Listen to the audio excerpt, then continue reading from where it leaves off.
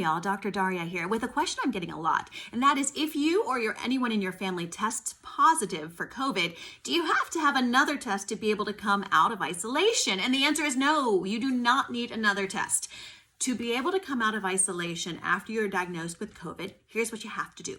You have to go at least 10 days from either the day your symptoms started, if you were symptomatic, or from the day you were tested, if you were asymptomatic.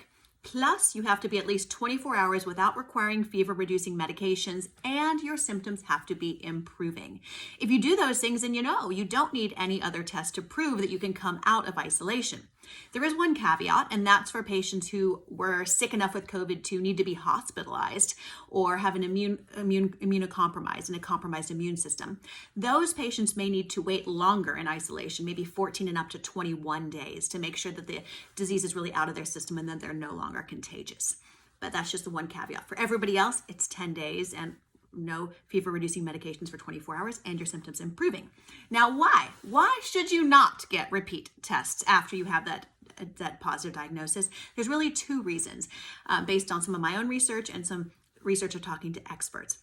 And I was talking to one expert who actually takes people who get tested positive and then tests them every single day after that. And he said that what we're seeing and what I'm seeing in my own research is that especially if you take people who were asymptomatic or had kind of a low viral load, you'll see that they can kind of bump up and down. And he said, uses the phrase wax and wane between positive and negative, kind of just bumping along there. He said that's because they're just barely at the threshold to test positive. And because he said these tests are early and they're kind of semi-quantitative is a phrase he used. So for one reason, again, if you test positive, don't repeat testing because all that waxing and waning and positive or negative that you might see is just going to drive you crazy. So don't bother.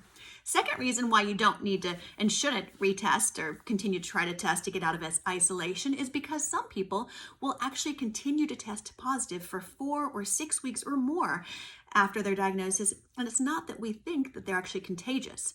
So that's another reason not to kind of muddy the waters. So all of those reasons are why we just stick to the simple rules that, again, it is 10 days after you get tested or after you develop symptoms, and 24 hours, no fever-reducing medication, and symptoms improving. If you're doing that, you don't need to get tested to get out of isolation and to be free.